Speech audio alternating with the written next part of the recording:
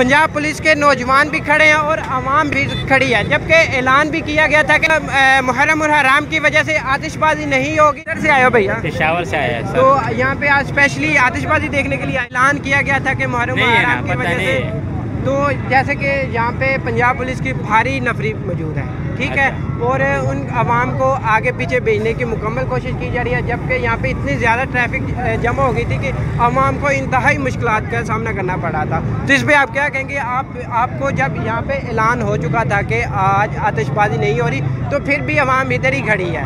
बस इंतज़ार तो करना पड़ेगा ना, फिर भी नहीं, जैसा कि ये मीनार पाकिस्तान के अंदर जितनी भी इंतज़ामिया है उसकी तरफ से ऐलान किया गया था कि आज आतिशबाजी नहीं होगी। क्यों नहीं होगी?